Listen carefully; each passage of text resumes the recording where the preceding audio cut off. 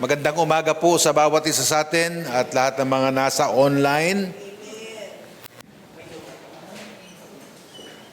Nasa second chapter na po tayo ng 1 Thessalonians. Noong una ay tinalakay natin ang motibo ni Pablo sa pangangaral.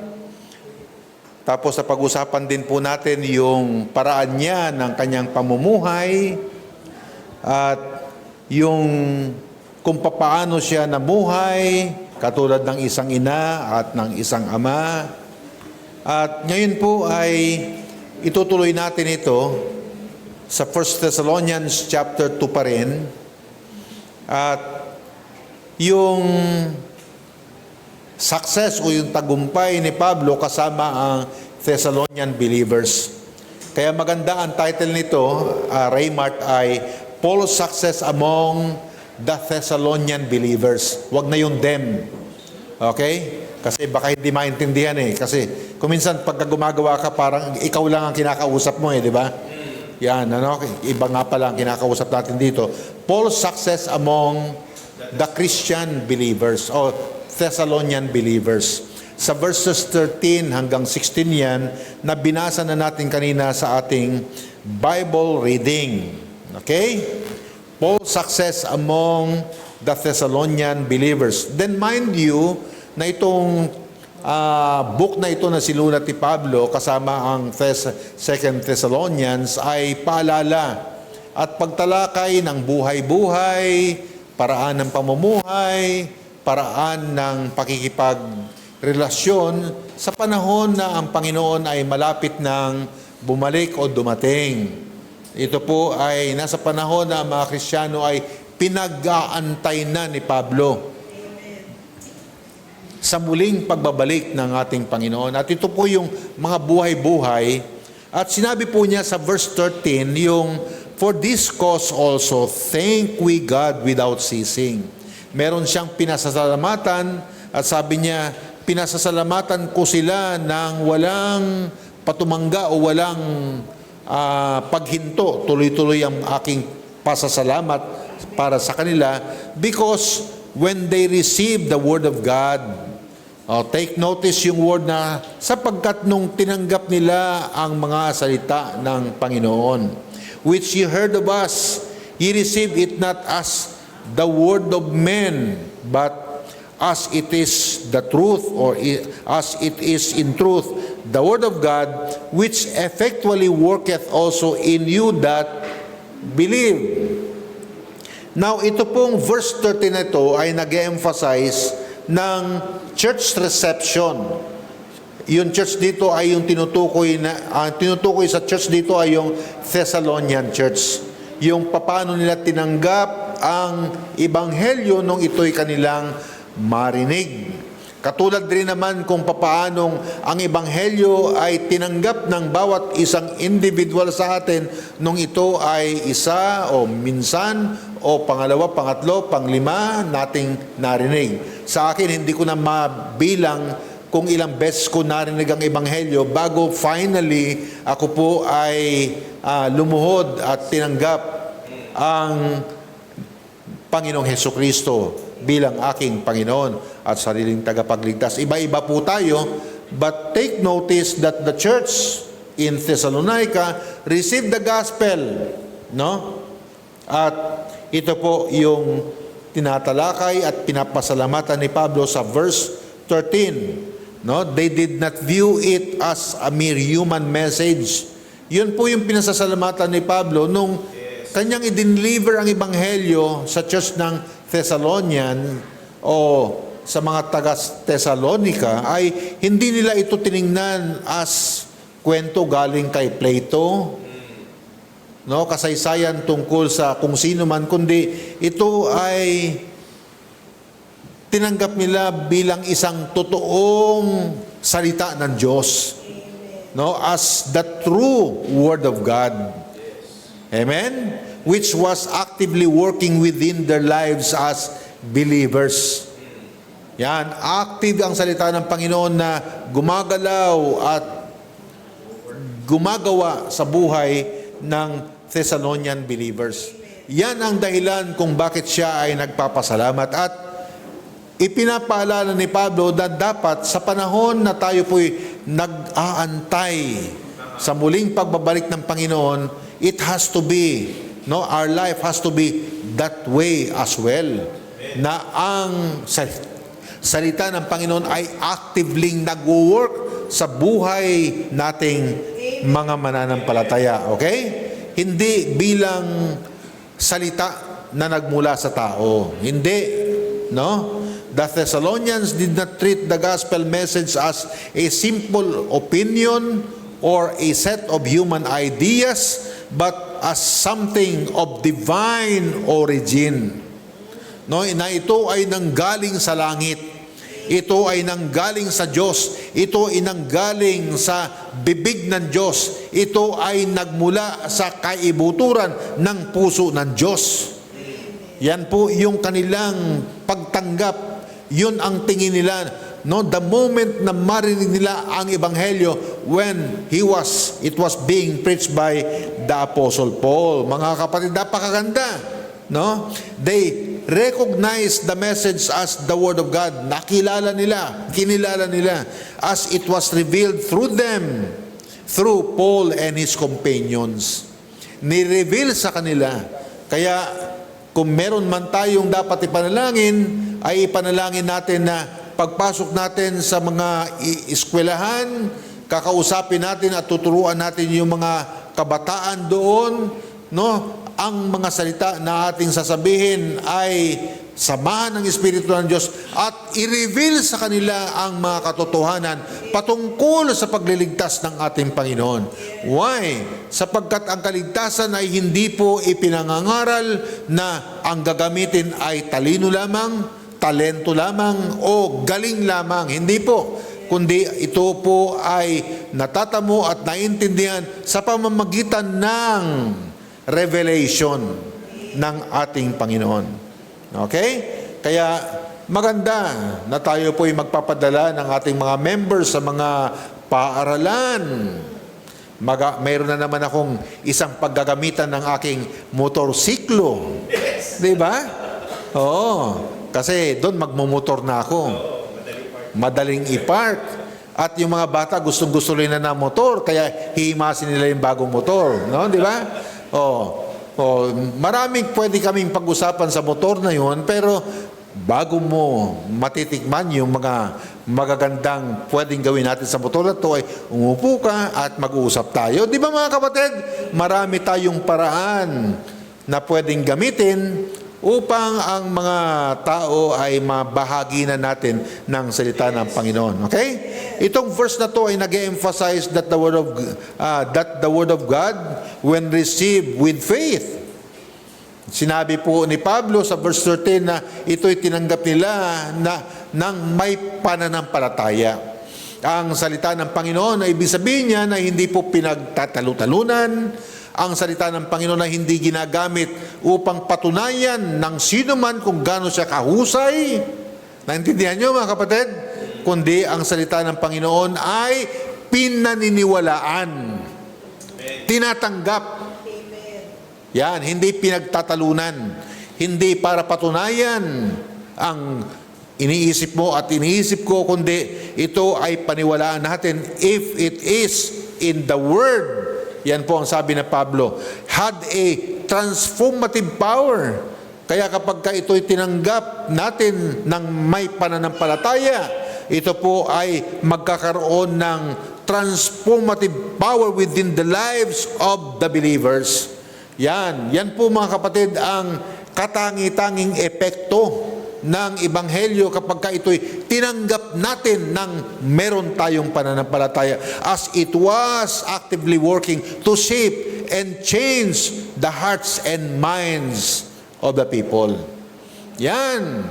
Napakaganda mga kapatid. Kung ito lamang ay matututunan nating tanggapin imbes na patunayan ang anumang gusto nating patunayan, kundi ito'y tatanggapin lang natin, doon po natin may experience yung transformative power ng mga salita na ito sa ating mga buhay.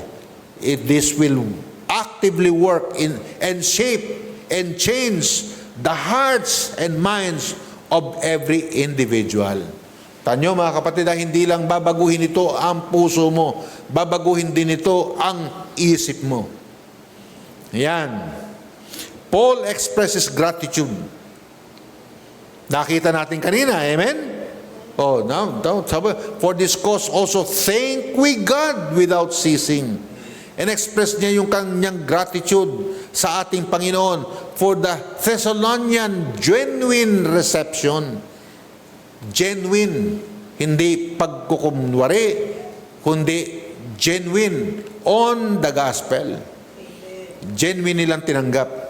Yun po mga kapatid ang ating panalangin na sana tayong lahat dito tumatanggap ng Ebanghelyo ng Panginoon ng genuine. No? Lalo na yung mga humahawak ng small group na tinatawag nating kublihan. No? Mahalaga po kasi yan. Kasi lagi natin binabanggit at ito'y paulit-ulit na rin sa ating podcast na ang buhay natin ay mahalaga. No, kasunod ng ipinangangaral at sinasabi nating salita ng ating Panginoon. Okay? Tapos na tayo sa first point. Second point naman, they became followers of Christ as a result of His preaching sa verse 14. No? Ang mga taga-Thessalonica ay naging mga followers ni Kristo bilang resulta ng kanilang o kanyang pangangaral. Ayon sa verse 14. Sabi dito, for ye, brethren, became followers of the churches of God which in Judea are in Christ Jesus.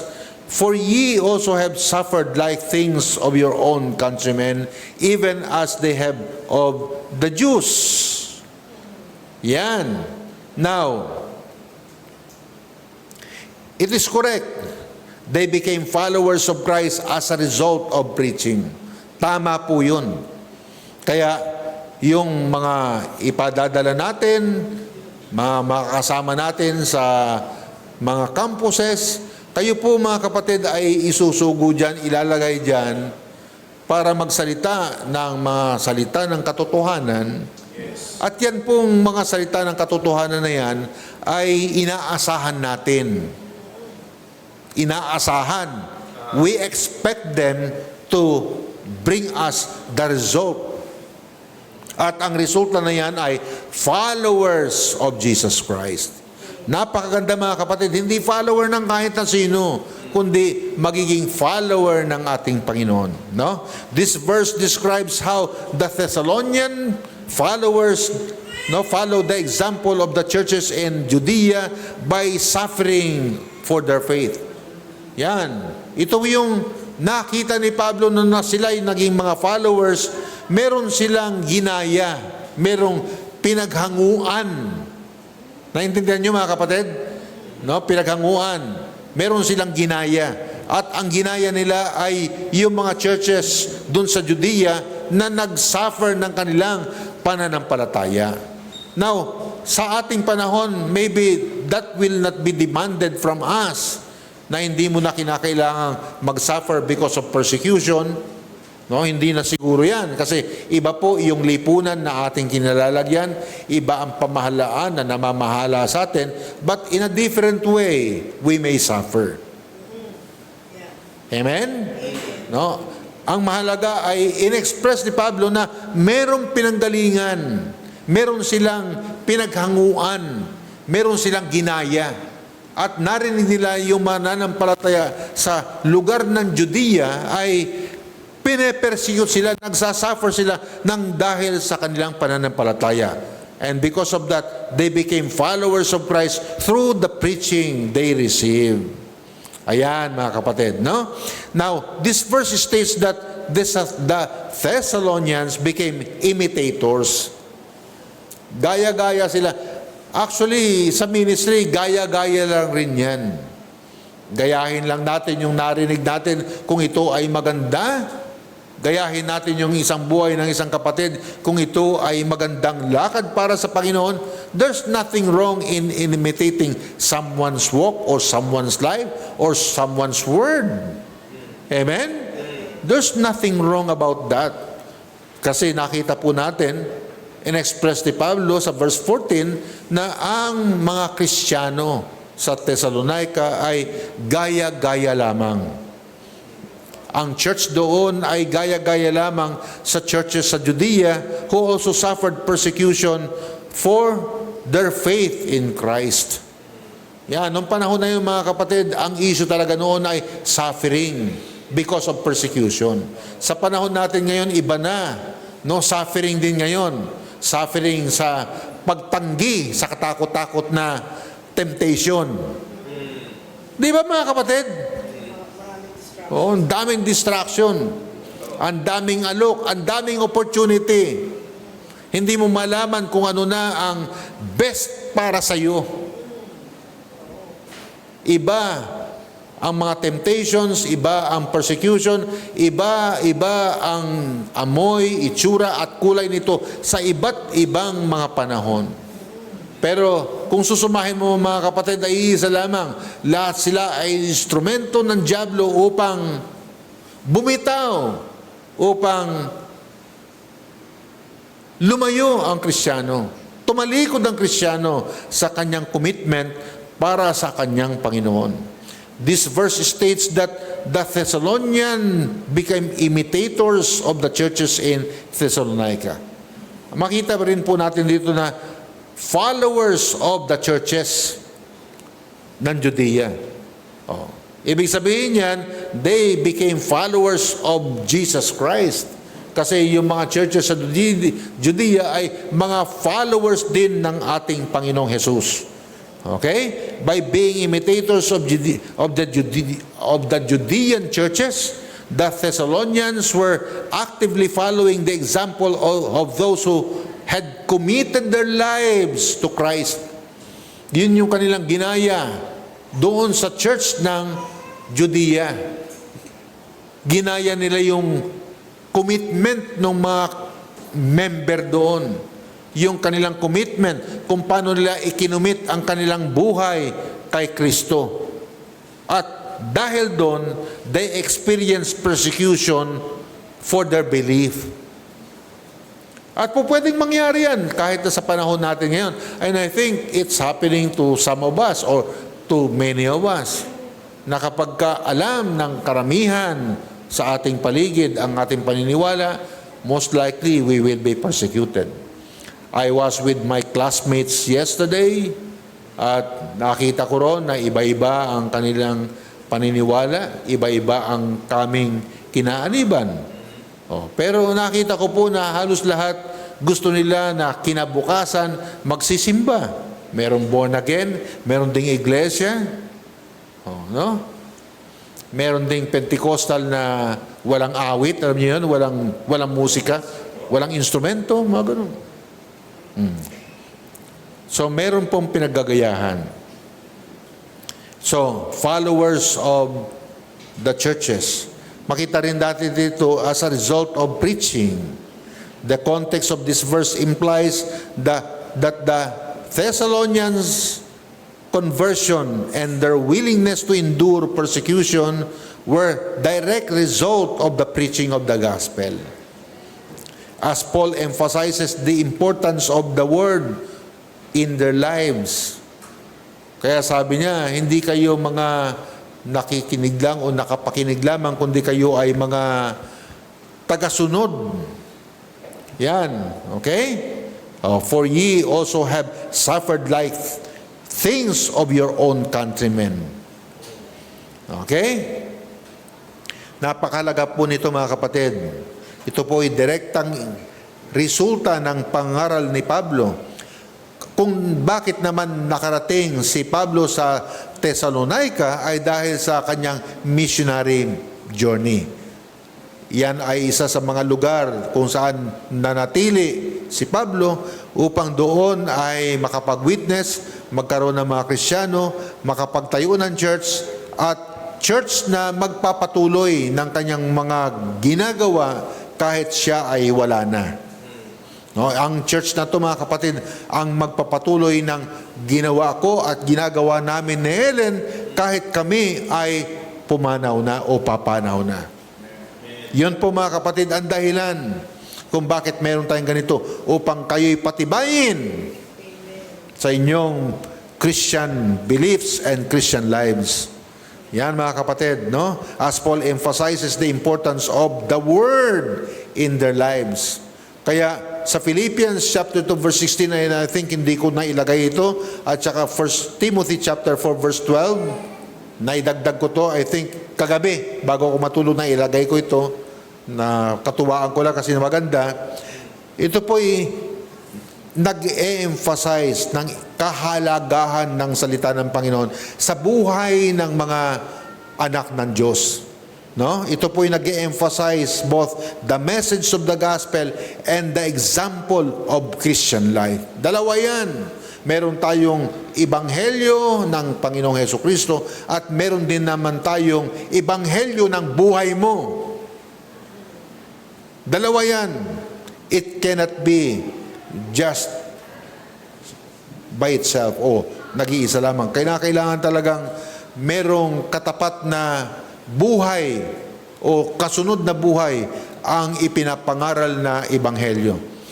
At dito, Paul urges believers to hold forth the word of life according to Philippians 2:16. Sabi niya, hold forth the word of life and to be an example in their speech, conduct, and character according to 1 Timothy chapter 4 verse 12. Dito po mga kapatid, in-express ni Apostle Pablo ang kanyang desire, kanyang desire sa Philippian believers to hold forth the word of life. Yan ang sabi ni Pablo sa Philippians 2:16. Ang salita ng Diyos ay hindi lang niya sinabing mga salita ng Diyos, kundi tinawag niya itong salita ng buhay. Amen?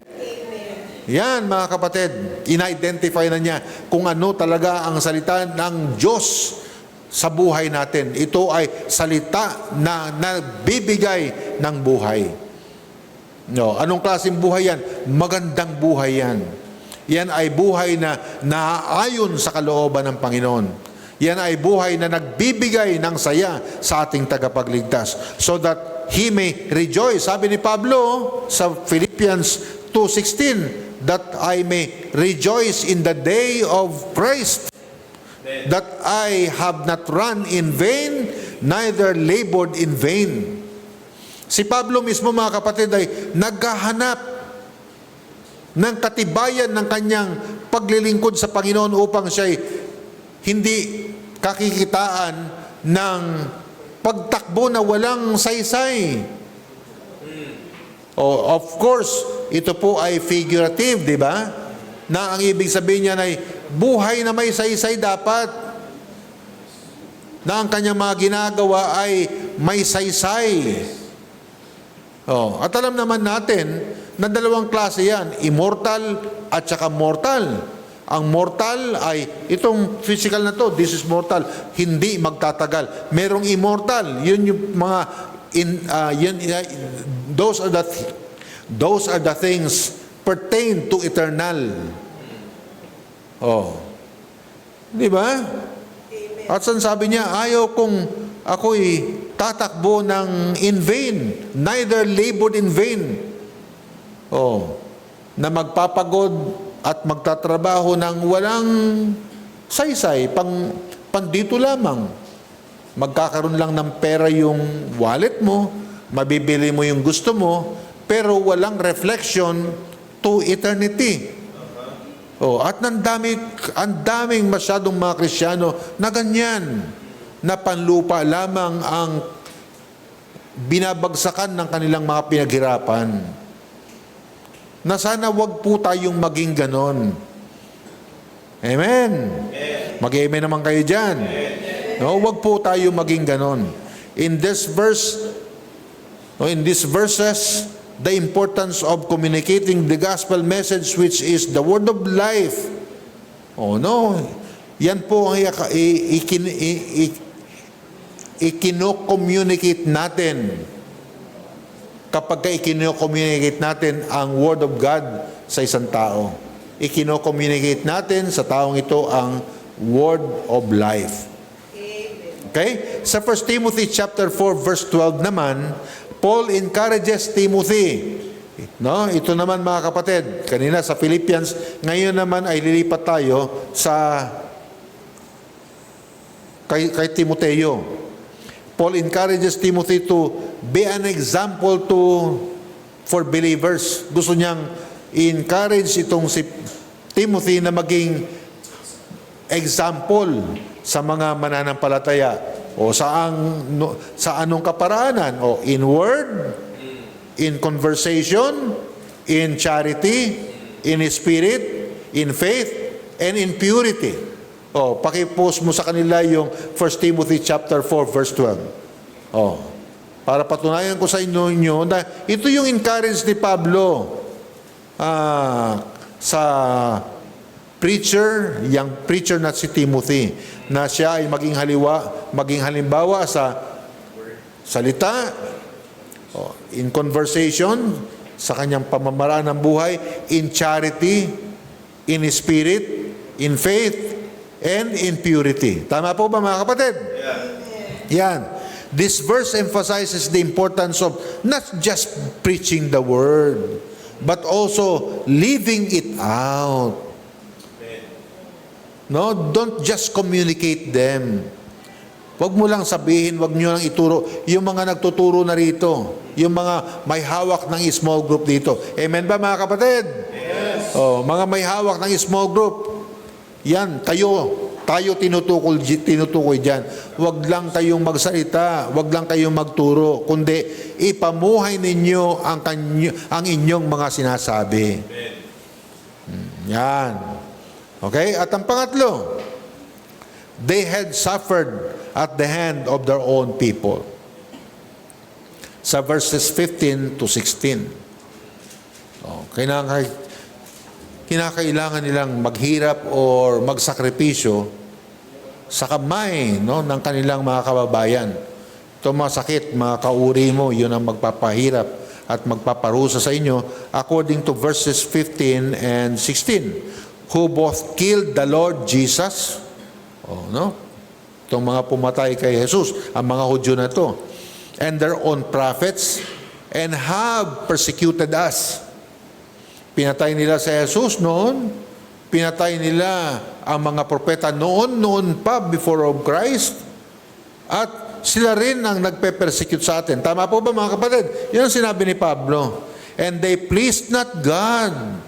Hindi natutuwa ang Panginoon sa kanila, and are contrary to all men, forbidding us to speak to the Gentiles as they might be saved, to fill up their sins always, for the wrath is come upon them to the uttermost. Itong verses na to ay mga salita ni Apostol Pablo na describe how the Thessalonians, like the churches in Judea, suffered persecution from their own people. Nagsuffer sila. Kanina nabanggit na natin na sila ay nagsuffer katulad ng mga churches sa Judea. Ngayon naman nabanggit na ang dahilan kung bakit sila nagsasuffer ng persecution mula sa persecution ng kanilang mga kababayan, mga kapitbahay nila, malamang mga kamag-anak pa nila ito. Okay? The Judean churches faced persecution from the Jews who killed Jesus. Sila ang pumatay kay Kristo, and the prophets, and also persecuted the people or the apostles. No? Sila ang pumatay. Sila yung nagpa-persecute. Sila ang nagpapahirap kila Apostol Pablo upang humirap ang ministry. Actually, hindi mahirap ang ministry kung wala sanang tao.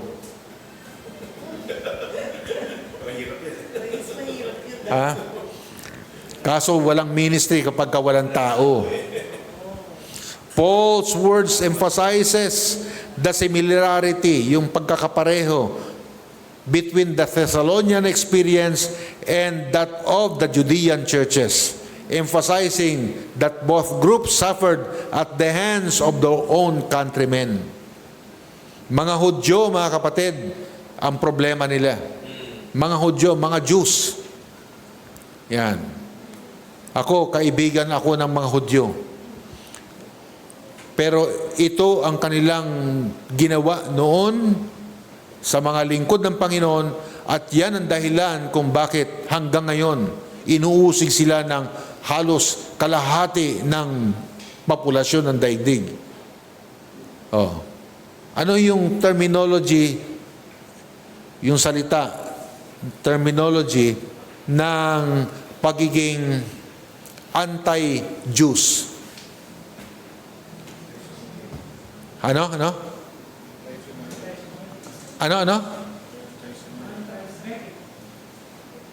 Hindi ko narinig eh, pero tama yun eh. Lakasan niya. Yan. Si Hitler, ganyan yan. Yung terminology na yan, mga kapatid, ay isang term na ginagamit na patungkol lamang sa mga pagkamuhi ng tao o ng ibang bansa sa mga Hudyo. Naniniwala ako kung bakit merong ganyang ugali ang napakaraming tao sa buong daigdig na sila ay namumuhi sa lahi na yan dahil sa ginawa nila. Amen? Oh, parusa sa kanila ng Diyos yan. Pinarusahan nila si Jesus, pinatay nila kasama ng mga katakot-takot na propeta before Jesus Christ, at hanggang sa panahon ni Pablo at hanggang sa panahon natin ngayon. No? This suffering, according to Paul, is a result of the Jews' opposition to God. No, sila ay opposition sa pangangaral ng Ebanghelyo and their resistance to the spread of the gospel to Gentiles. Ayan yan, mga kapatid. Similar ang suffering. Pareho lang. No? Paul makes a direct comparison between the Thessalonian experience and that of the churches in Judea, pointing out to both groups suffered from their own countrymen. Ayan yan, mga kapatid. The Judean churches were persecuted by the Jews who had killed Jesus and the prophets. Kaya nagalit ang Panginoon. Kaya noong AD 70, nawala ang Israel. Nawala ang Jerusalem. Sinunog yan. At for how many hundreds of years, nawala na ang Israel. Nakita mo, isipin mo, isang bansa mawawala. Saan ka nakakita? Bansa na wala. Pilipinas nga eh. Di ba? Hindi nawala eh. May inaangkin na nga ng China, hindi pa rin tayo nawawala. Di ba? Oo.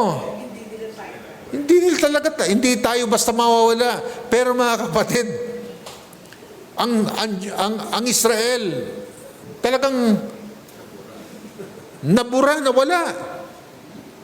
Oh. Bakit ganun? Oh, because of the anger and wrath of God sa kanila. Naalala ninyo sa bandang huli ng ministry ni Jesus, si Jesus ay nananagoy at umiiyak. Anong iniiyakan niya? Jerusalem. Oh, Jerusalem, Jerusalem, how long? Gaano katagal? Oh, kayo ay kinalinga ng Diyos na katulad ng pagkalinga ng isang ina sa kanyang inahin, o sa kanyang mga sisiw. Inahin na nag-aalaga niyang kanyang sisiw. Oh, gaano katagal kayo magbabago? Kailan kayo magbabago? At hanggang ngayon, hindi pa sila nagbabago. Hindi nila inaamin, hindi na tinatanggap si Jesus bilang kanilang Panginoon. Hanggang ngayon, nag-aantay pa rin sila sa isang Mesiyas na dumating na. Tayo nga, ang inaantay natin ay yung muling pagbabalik. Samantalang sila, nag-aantay ng pagdating. Mga tipos no? Paul describes the Jews as not pleasing God and being hostile to all men. Mapanganib sila, sabi po ni Pablo, hostile. Hindi nila nilulugod o binibigyan ng kaluguran ng ating Panginoon dito. The Jews were actively trying to prevent the spread of the gospel to the Gentiles. Yung expansion at pagkalat ng Ebanghelyo upang maabot tayong mga hentil. Kaya ang kumalaban dyan, mga kapatid, ay ang mga Hudyo. Paul implies that by persecuting the apostles and hindering the spread of the gospel, the Jews were filling up the measure of their sins. Ano ba ibig sabihin ng filling up the measure of their sins? May pelikula dati si Fernando po na yan na ganyan. Napuno na ang salop.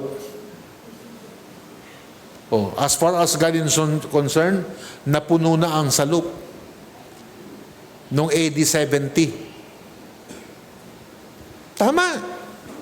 Nawala sila. Nawala sila. Ang gagaling na mga yan.